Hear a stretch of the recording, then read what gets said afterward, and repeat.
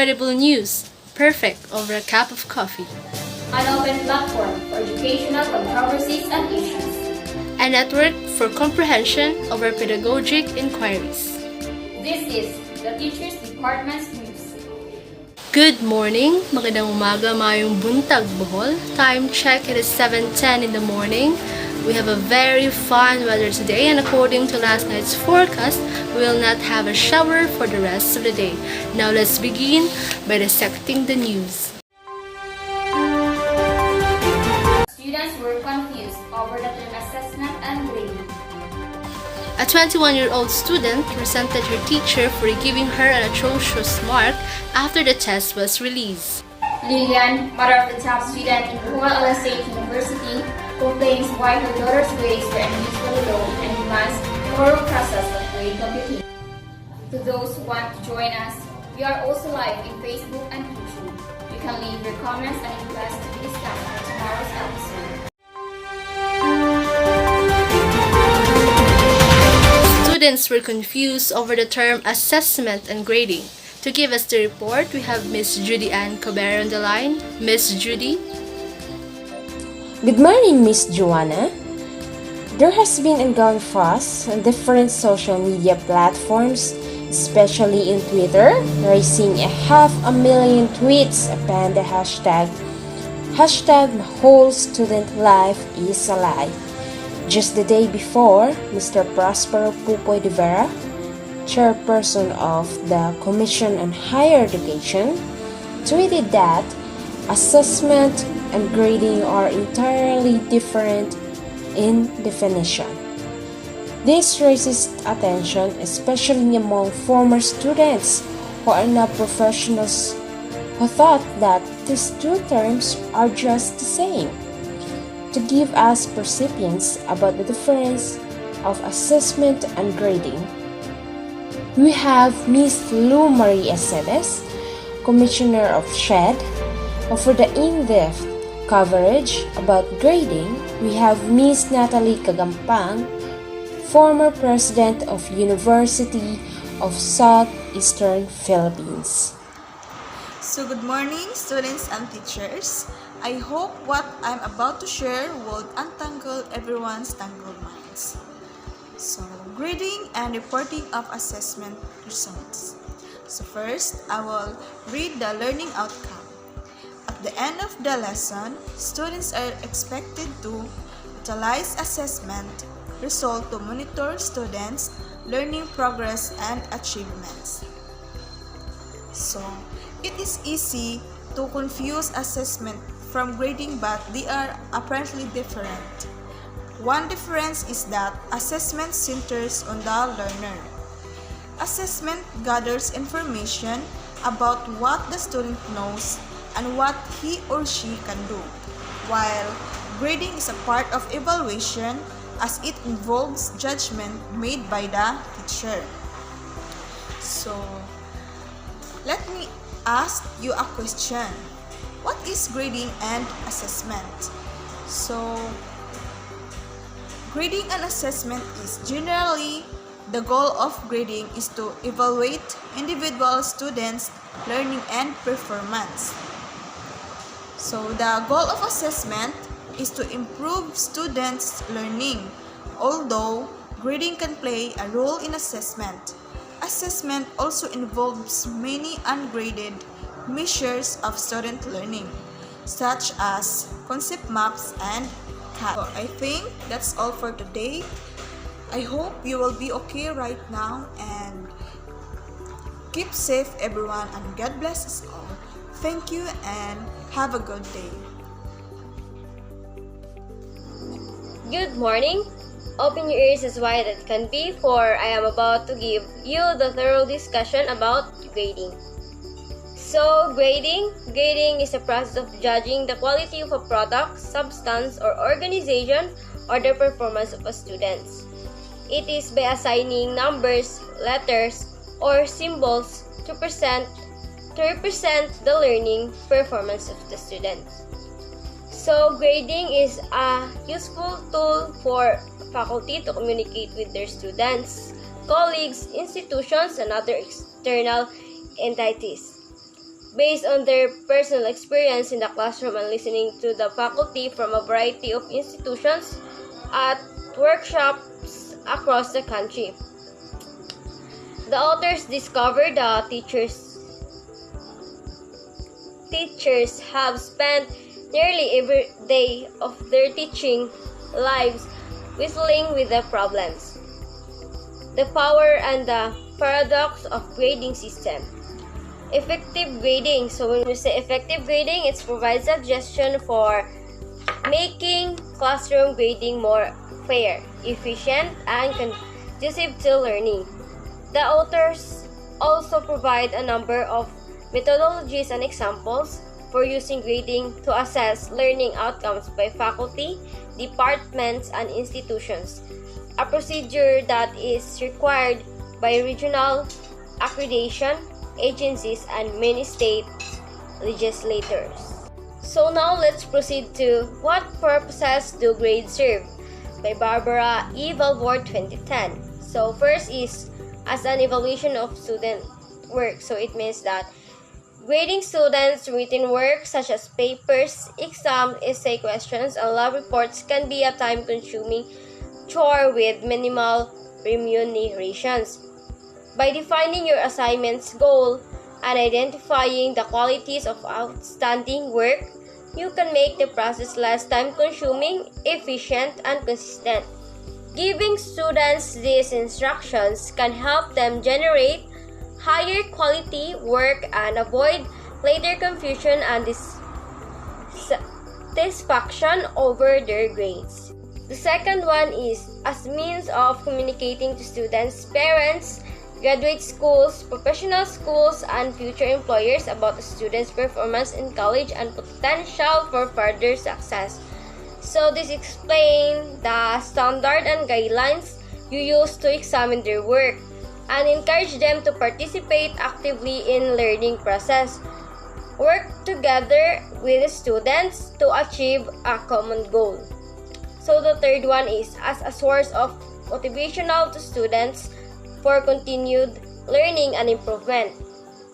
So motivation is essential for learning, and grades can help to supply it to some level. Recognizing the learner, believe in them, find out what they require, and assist them in learning regardless of their past. So give all students an equal opportunity to learn. The last one is as means of organizing a lesson, a unit, or a semester in the grade mark transition in a course and bring closure to it. So each session is started by the teacher taking into consideration the qualities of the students as well as the learning setting. This required a thorough understanding of what he or she will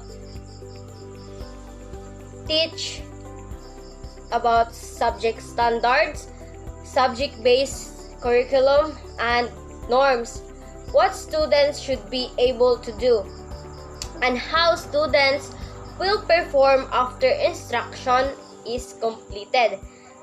The substance of the lesson as well as the students' learning and developmental requirements are all included in the lesson information. The teacher must examine the amount of time he or she has to complete the lesson as well as the resources available, and choose whether the lesson should be completed in one or several class periods.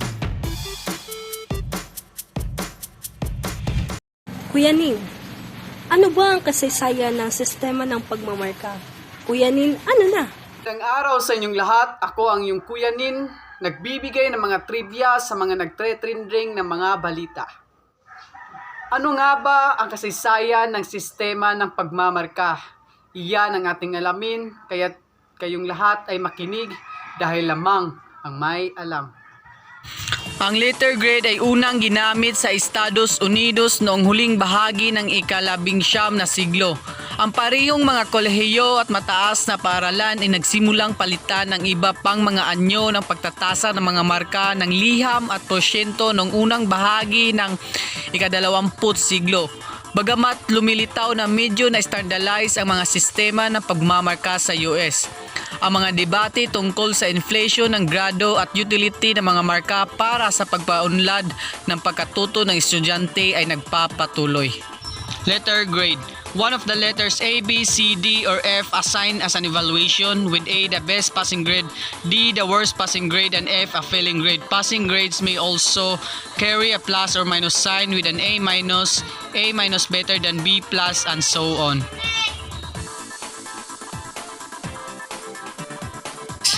Ang mga universidad ay palaging sinusuri ang mga mag-aaral. Ngunit ang modernong sistema ng pagmamarka ay hindi palaging umiiral sa katunayan.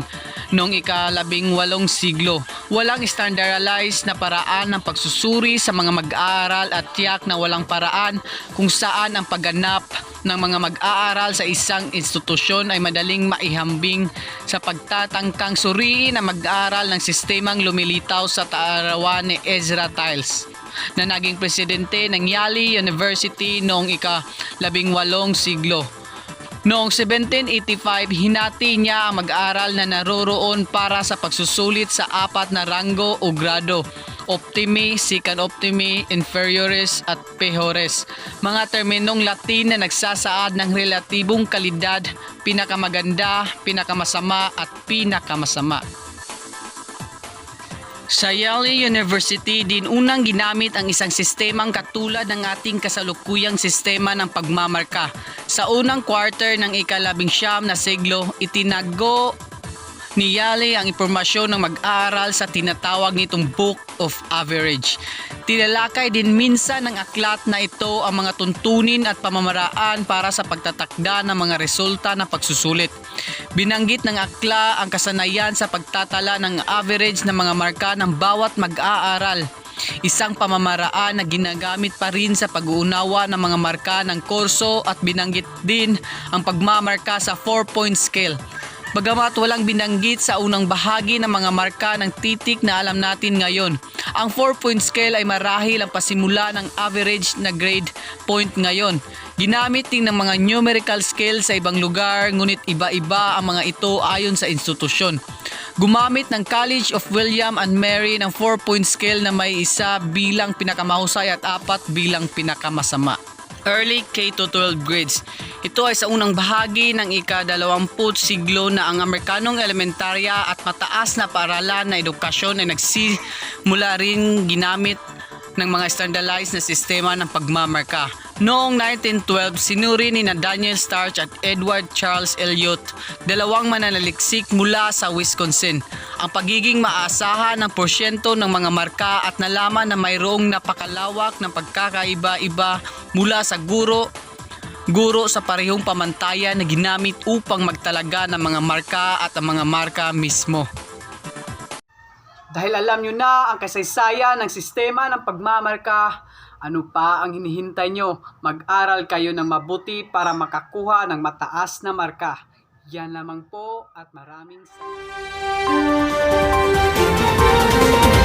21-year-old student resented her teacher for giving her an atrocious mark after the test was released. To give us the report, we have Miss Irma Gamana on the line. Miss Irma? Yes, Miss Julie. This 21-year-old student had come to an impulsive decision, ranting on her Facebook, using the social media platform as an outburst basin and relief to her rage. She was even braver, to be true, to tag her teacher whom she resented, discussing rules among teachers and students from all over the country who have different opinions. To give us insights about this issue, to avoid any misleading information, we have 2 credible commissioners from the Commission on Higher Education, or CHED, Miss Laika Angeli Garcia and Miss Judy Kainap. Good morning. I will elaborate this lovely morning. The topic is all about analysis of assessment data and interpretation and communication of grades. Analysis of assessment data. In analyzing assessment data, students' learning performance must be reflected. So, learning takes place in students' heads where it is invisible to others. This means that learning must be assessed through performance, what students can do to their learning.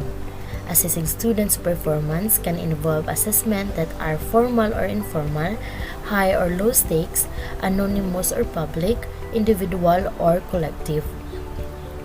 As stated in Section 107, CHED Memorandum Order Number 40, Series of 2008, the basis of grading should be the student's scholastic performance. So according to Section 107, basis for grading. The grading system of any higher education institution shall be based on existing institutional academic policies. The final grade or rating given to a student should be based solely on his scholastic performance in any subject or course. Any adjustment, addition, or diminution to the final grade for co-curricular activities, attendance, or misconduct shall not be allowed, except otherwise provided by any institutional academic policy, and provided that the adjustment is relevant to the subject content and requirement. So any final grade given to a student may be reviewed in accordance with institutional academic processes. Next is the reasons of assessment data distortion. First is giving grade incentives for perfect attendance and giving grade incentives for extracurricular activities and etc. So giving grade incentives plays a big factor to students in motivating or encouraging them to be better in school, especially when it comes to their attendance and extra academic activity. If a student learned that every perfect attendance and joining activity would give them additional grades, it becomes their habit not to be absent and be part of any cultural activities. But apparently, it has a negative impact. Also to let students rely on it, because it might affect their study habits in a way that they will just go to school for attendance because they know they will gain grades, or they will simply go to school for extracurricular because of the same reason. And because of that, they might not engage in any academic activities as they thought that they will still have grades without it. So problem may occur when the performance does not correspond to the grade of the students. However, problem may occur as well whenever teachers do not recognize students' effort and class participation. So interpretation and communication of grades. According to Barbara E. Walward 2010, one of the purposes of grading is to communicate to students, parents, graduate schools, professional schools, and future employers about a student's performance in college and potential for further success. Parents have the right to know about the achievement of their children. Yes, it's true that parents need to know about the achievement of their child because it helps when the parents feel happier and more involved with the children's education. A good connection with the school lets parents understand the curriculum better and the advancement of their children. It also helps them feel more comfortable and happier with the quality of education. Now, I'm going to give the floor to Miss Judy Ann Kainap. Good morning. Thank you, Miss Laika. I hope everyone would remember what she said, for it is very important. Knowing the essence of them all would redeem us from consequences of admitting misleading information. And now we are going to tackle what is a grading system and how important it is in the mode of learning education. So, a grading system is a system that a school has developed to guide how teachers assess and grade a student work, which is entirely based upon points alone. As well as the purpose of a grading system is to give feedback to students so that they can take charge of their learning and to provide information to all who support these students like teachers, special educators, parents, and others, so that they are informed if the students are developing his or her learning status in school. Grading system in the Philippines setting. So, types of comparison. There are two types of comparisons, which is the norm reference grading and the criterion reference grading. So, a lot are confused about these two, but it is easy to understand the difference between the two reference grading. So, as I've searched in college, they are using the criterion reference grading because they are preparing future professionals. So, a norm reference grading, as the word said, it's norm, meaning it is focuses on performance of one peers or group. So, the basis of the scoring is in the group standard, meaning the score of one person depend on what the group or the whole group will be able to get. While in the criterion reference grading, it's independent of the standard of the group because in the standard, there is a criteria and set of given master standard. As well as in criterion, they are also setting a given percentage of scoring, which could be the basis of that person if he or she passed or failed. So that is a criterion reference grading, always setting a level of mastery. Now, to make it more clear about these two reference grading system, let's take a look at this table. So, for example, in Class A and Class B, in Class A, the highest score is 88. We could say it is the highest score in English subject. And in the Class B, 94 could be the highest score in math or any subject. So in Class A, the highest score is 88.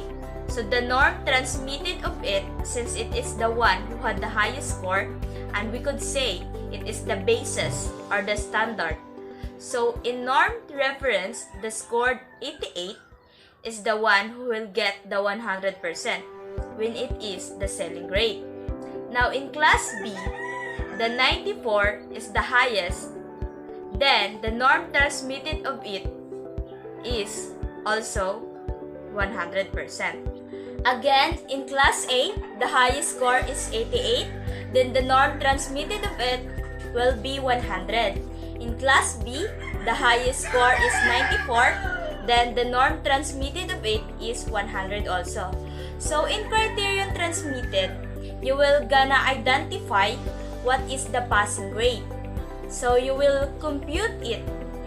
If 50% is the passing and the highest score is 88 and you have 100 items, so you're gonna have 88 divided by 100 times 50 plus 50. So the criterion transmitted of it is 94. In Class B again, if 50% is the passing, so it's gonna be 94 divided by 100 times 50 plus 50. So, the criterion transmitted of it is 97. Okay? As you can see, they had really a difference. The difference between the two score. Because in criterion, the basis is they had an criteria. While in the norm, it is equal in all. So another example, in Carlos P. Garcia High School, the highest average in the graduating student is 88. Then he or she are the one who will be the class valedictorian. So in Class B, example, in the School of Bonifacio, the highest average among the grade 6 students who will be graduated is 94. Then he or she will be the class valedictorian. Because in before, it is the way in choosing the class valedictorian. But right now, we are using the criterion reference grading. So criterion basis is the one it used today. Like in college, when it comes in selecting cum laude, it is according to average. But for you to become a qualified in the standard, to become a cum laude, you need to pass the criteria. Because if anyone in the students not qualified enough in cum laude based on the criteria, then it means it don't have any cum laude. So, that's all with the norm and criterion reference grading. Approaches to grading. According to Estefania S. de Guzman, Joel L. Adamos 2015, local and international school offering basic and tertiary education use codes in reporting student progress and achievement. So, the following are the common ones. Approaches to grading. According to Estefania S. de Guzman, Joel L. Adamos 2015, local and international school offering basic and tertiary education use codes in reporting student progress and achievement. So, the following are the common ones. So, the first one is the numerical grades. The academic performance of the student is evaluated and graded at the end of each term prescribed grading system. The grading system is uniform using numerical grades. For example, is the 80, 81, 82, and etc. Through these numerical grades, students and parents can understand better how the performance of the learning students doing well in school. So the next one is the letter grades. It is easy and can average them, but of course, limited value when used as the sole report because they end up of being combination of achievement, effort, work, habits, and behavior. And somehow teachers differ in how many high or low grades they give. And of course, in letter grades, they are therefore hard to interpret, and they do not indicate patterns of strength and weaknesses. Next is the two-category grades, which is the pass, fail, and satisfactory and unsatisfactory. It is popular in some elementary school, used to allow exploration in high school and college, less emotional for younger students, and can encourage risk-taking for students that may not want to take the course for a grade. The next one is the checklist. It is most common in elementary school, advanced grading method that allows you to assign points to a list of items as you grade each student's submission. Also, each number of a checklist can be rated, like outstanding, satisfactory, unsatisfactory, or the letter grades, which is the A, B, C, and D. Lastly is the standard-based, advanced, proficient, beginning, or similar. It is an intentional way for teachers to track their students' progress and achievement, while focusing on helping students to learn and reach their highest potential. In fact, this standard-based grading is the one it used today because it is a way to review students' progress based on proficiency level for identified standards rather than relying on a holistic representation as the whole measure of achievement. So, I must say that a clear grading system is a powerful tool in the effort to build a school culture of learning, connection, persistence, and excellence. Because if all teachers demonstrate to students that they are using grades to communicate strengths and weaknesses and to help the student improve, then this will strengthen the culture of learning in the building. So that's all with the grading system. Thank you for listening, and we will be right back after this commercial break. Thank you and God bless you all. Ang galing mo. Wala sa bola, wala sa sapatos. Nasa araw-araw mong energy. New, more Choco Multi Milo. More cocoa, more malt. More B vitamins. For champion energy. Hinalingan na sarap para sa galing ng champions. New, more Choco-Multi Milo. Welcome back to the Teachers Department's news. Lillian, a mother of a top-notch student in Bohol Island State University, complains why her daughter's grades are unusually low and demands a thorough process of grades computation. To give us a report, we have Miss Leslie Baluran on the line. Miss Leslie? Yes, Miss Joanna. Good morning. This week has been pretty bent up with all these viral issues leading to commotion in different media platforms. How disappointing that the youth of today uses it as their tool, as the only outlet for their uncontrollable anger issues that results their dissemination of bluff information. Just this Friday, a concerned citizen publicly posted the video of a mother threatening the teacher who gave her top student's son an unreasonable and unjustifiable grade while demanding a thorough process of grades computation. To give us that step-by-step process, we have master's teacher from Bohol Island State University, Ms. Regine Dunghet, Mr. Dexter Zaldivar, Ms. Rosel Abe-Abe, and Ms. Jainafe Altida. So, a pleasant morning to all. I am going to explain the Table 1 and Table 2 in Processing Grades Computation. So, the policy guidelines and classroom assessment for the K-12 basic education, DepEd Order Number 8, Series 2015. So, below is the K-12 grading system which was implemented starting school year 2015-2016. This is lifted from the DepEd Order Number 8, Series 2015. So, Table 1 implies as the weight of the components for grades 1 to 10. So, the components are the reading work, performance task, and quarterly assessment.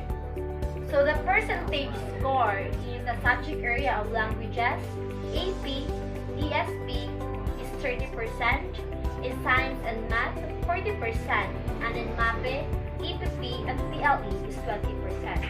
So in the components of performance tasks in the subject area of languages, AP and ESP, the percentage score is 50%, in science and math, 40%, and in MAPE, EPP, and PLE is 60%.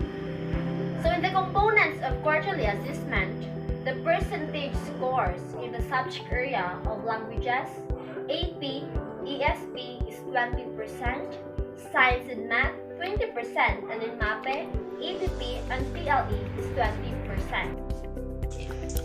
So Table 2 implies as the weight of the components for senior high school. So when scoring tests and other assessments, the raw scores are summed up in each level of assessment, which was the reading work, performance task, and quarterly exam. Then the corresponding weights are applied. Hi everyone, I am Professor Dexter Zaldivar, and we're tackling about the Table 3, which is the Transmutation table, and the Table 4, which is the levels of proficiency and descriptors. So let's go first with the Table 3, the Transmutation table. What is grade transmutation? Transmutation grade is essential part of the K-12 program of the Department of Education of the Philippines. Under the students' academic standing is reflected on the 60 to 100 scheme on the report card. 60 is the lowest possible grade and 100 is the highest possible grade. Descriptive marks are also given, while a 0 to 100 grading scheme is actually applied in the classroom with 60% as the passing mark. The process involves shifting of the actual grade, the one computed based on the student's academic performance, to the transmuted grade. So, what is transmutation table? A transmutation table contains the range of the actual grade and their equivalence of transmuted grades. The transmutation table below converts the passing rate of 60% to its equivalent grade of 75. The range for the actual grade is 0 to 100, while the range for the transmuted grade is 60 to 100. So, this is the table 3, the transmutation table. So, the initial grade is 100, so the transmuted grade is 100. If the initial grade is 98.40 to 99.99, the transmuted grade is 99. And if 96.80 to 98.39, the transmuted grade is 98. And the initial grade is 95 to 20 to 96.79, the transmuted grade is 97. So if the initial grade is 93.60 to 95.19, the transmuted grade is 96. And if the initial grade is 93.60 to 95.19, the transmuted grade is 95. And the initial grade is 90.40 to 98.99, the transmuted grade is 94. And the initial grade is 88.80 to 90.39, the transmuted grade is 93. And the initial grade is 87.20 to 88.79, the transmuted grade is 92. And if the initial grade is 85.60 to 87.19, the transmuted grade is 91. And if the initial grade is 84 to 85.59, the transmuted grade is 90. And the initial grade is 82.40 to 83.99, the transmuted grade is 89. So the initial grade is 80.80 to 82.39, the transmuted grade is 88. Then, if the initial grade is 79.20 to 80.79, the transmuted grade is 87. And if the initial grade is 76.60 to 79.19, 86 is the transmuted grade. And if the initial grade is 76 to 77.59, 85 is the transmuted. And if the initial grade is 74.40 to 75.99, the transmuted grade is 84. And if the initial grade is 72.80 to 74.39, 83 is the transmuted. And if the initial grade is 71 to 71.20 to 72.79, the transmuted grade is 82. And the initial grade is 69.60 to 71.19, 81 is the transmuted. And 68 to 69.59, the transmuted grade is 80. And 68.40 to 67.99, 79 is the transmuted grade. And 68.80 to 66.39, the transmuted grade is 78. And if the initial grade is 63.20 to 64.79, the transmuted grade is 77. And 61.60 to 63.19, 76 is the transmuted. And 60 to 61.59, 75 is the transmuted. And 56 to 59.99, 74 is the transmuted. And 52 to 55.99, 73 is the transmuted.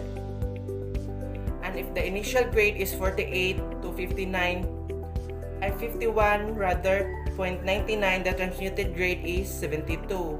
44 to 47.99, 71 is the transmuted. 40 to 43.99, 70 is the transmuted. 36 to 39.99, 69 is the transmuted.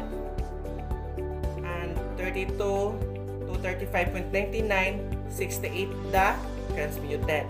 And 28 to 31.99, 67 is the transmuted grade. And if the initial grade is 24 to 27.99, 66 is the transmuted. 20 to 23.99, 65 is the transmuted. Then 16 to 19.99, 64 is the transmuted. And 12 to 15.99, 63 is the transmuted. And 8 to 11.99, 62 is the transmuted. And 4 to 7.99, 61 is the transmuted. And 0 to 3.99, 60 is the transmuted. So 100 is the highest and 60 is the lowest. So this table shows transmutation table for K to 12 grading system. Transmutation table values will be reflected under quarterly grade after getting the value of the initial grade. So let's go now with the table 4, which is the levels of proficiency and descriptors. So this is the grading skills, 90 and above, and the levels of proficiency is advanced or A. So new grading system, the descriptors is outstanding and the remarks are pass. Gets? So if the grading scale is 90 and above, the levels of proficiency is advanced and the descriptors is outstanding. And of course, if you have a 90 and above grade, you will be pass. Then the grading skills is 85 to 89. The levels of proficiency is proficient or P, and the descriptors of that is very satisfactory and your remarks is pass. And if your grading skills is 80 to 84, the levels of proficiency is approaching proficiency or AP, and the descriptors is satisfactory and you will be pass. And then if the grading skill is 75 to 79, the levels of proficiency is developing or D. So you need to go to advance para makuan ka, makapasar ka, or you want to get a higher grade. And if you want to develop, then go with the advanced or outstanding.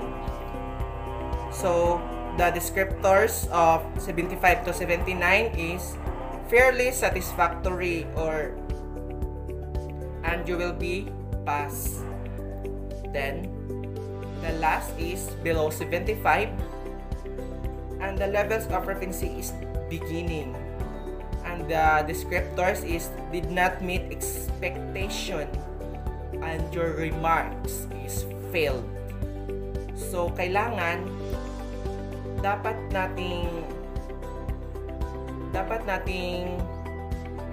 tayong makakuha ng outstanding. Dapat kung tayo man ay nasa below 75 or beginning, kailangan nating mo excel. So we need to study hard and pass the activities on time. Okay?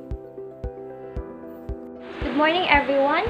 I am Professor Rosal Galvi Abiabi, and I will be going to discuss the Table 5, which is the row scores of the grade 10 mathematics students.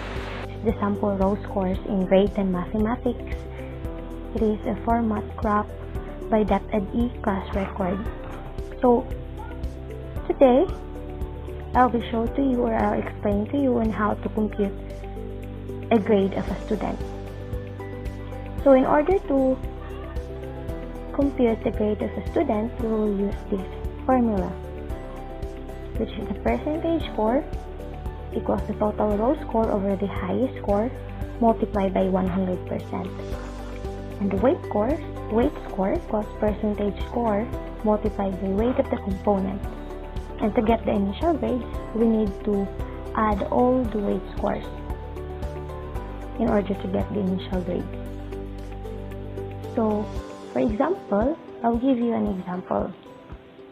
The student 2, for example, student 2 has 5, 10, 15, 20, 25 row scores. That is equal to 75. The total row score. The highest possible score is 150.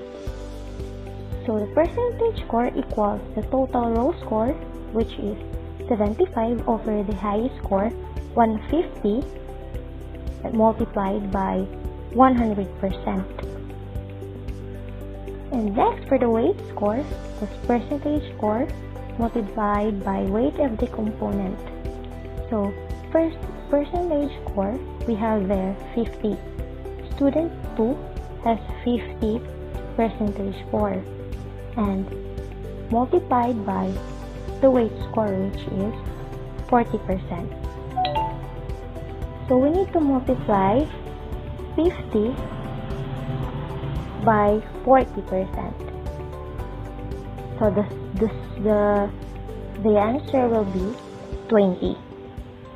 And that is the weight score of the student 2, 20. And how we compute the written works will be the same as how we compute the performance task and the quarterly assessment. So the question is the initial grade.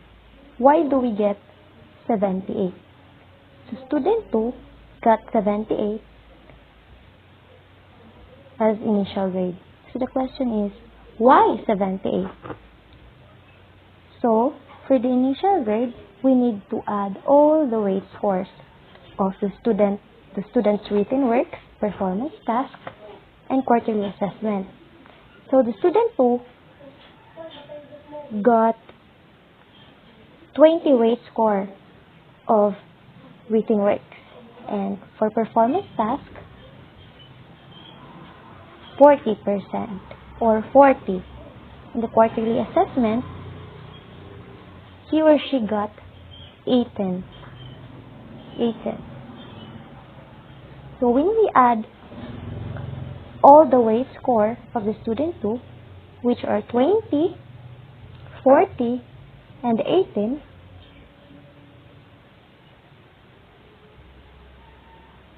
are in total of 78. So the initial grade of the student will be 78, which is the sum of all the weight score.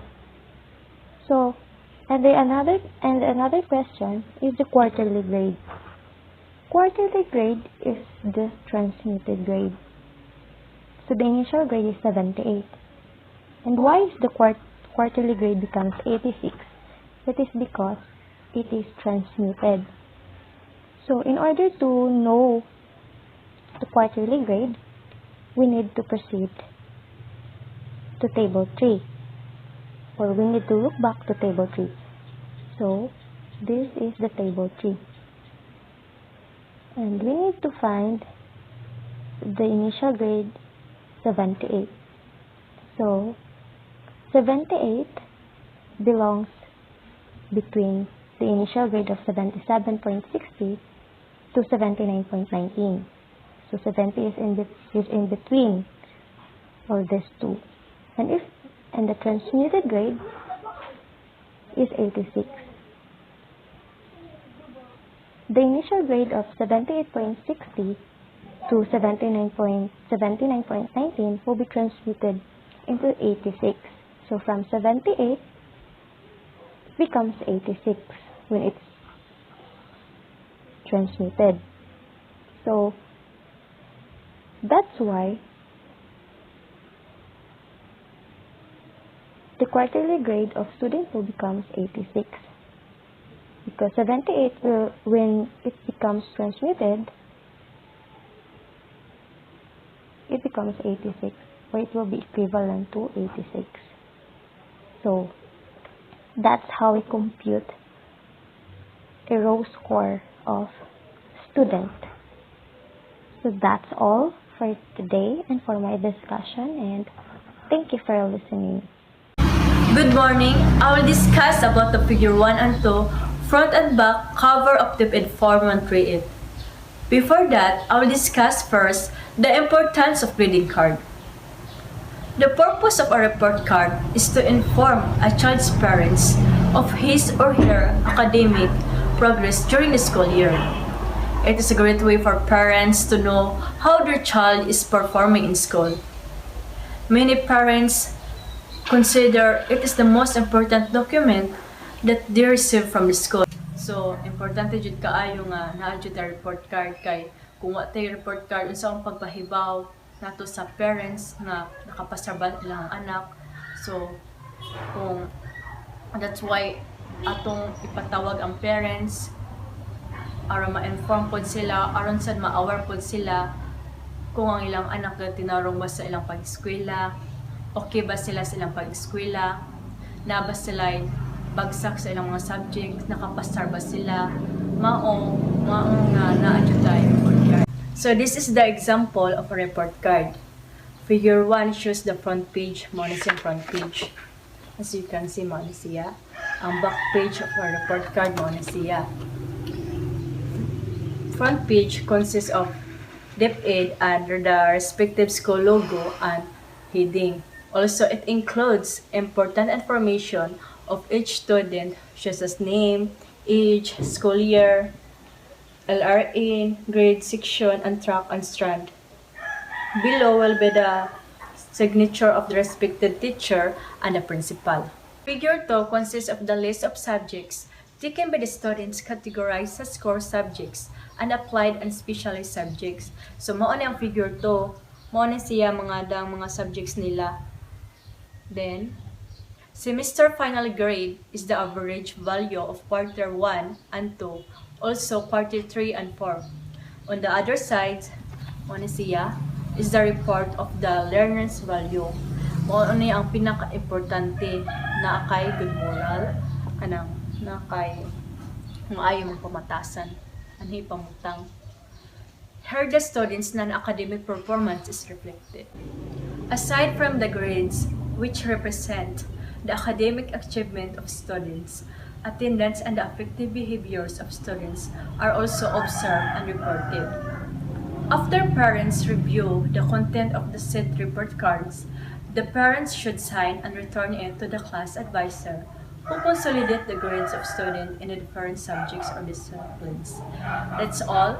Thank you for Kuya Nin, ano ba ang akademikong pagmamarkas sa Pilipinas? Kuya Nin, ano na?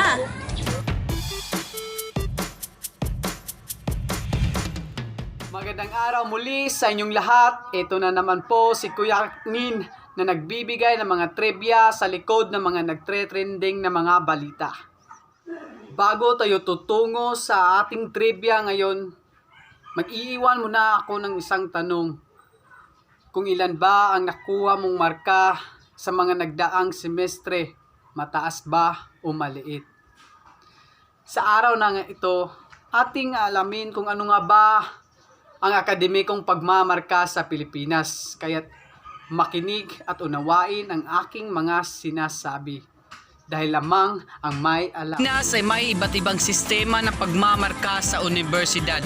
Karamihan sa mga kolehiyo, universidad, partikular na mapampulilikong institusyon ay sumusunod sa antas ng sistema ng grade point na 5 up to 1. Kung saan ang 1 ang pinakamataas na grado at 5 ang pinakamababang posibleng grado. Pamantasan ng lungsod ng Maynila also employ a specific grading category for retention.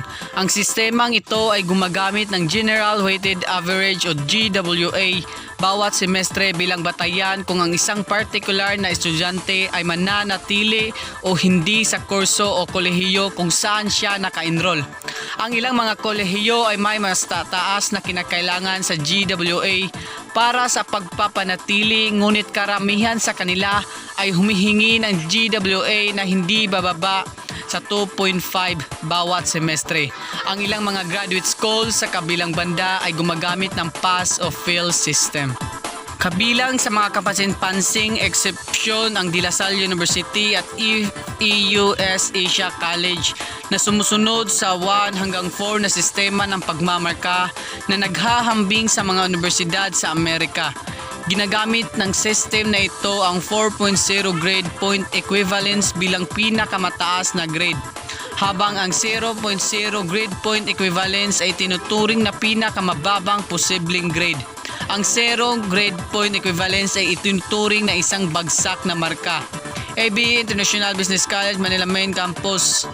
Hinahayaan ka ng grading system na makita ang grade range. Mahalaga ito para malaman ng mga graduate high school kung saang grade range sila naroroon. Higit sa lahat, ang mga universidad sa Pilipinas ay walang standard grade equivalence. Ang iba't ibang universidad ay may iba't ibang equivalence range, habang ang mga pumasa sa mga grado ay napapailalim sa ipinataw ng kalidad ng akademiko ng isang institusyon. Kaya ngayon, alam nyo na ang akademikong pagmamarka sa Pilipinas. Ang tanong, ano ba ang nakuha mong marka ngayon? Yan lamang po at maraming salamat sa inyong lahat. An hour has passed, signaling the end of our session. This is the Teachers Department's news, saying goodbye, thank you, and have a safe weekend.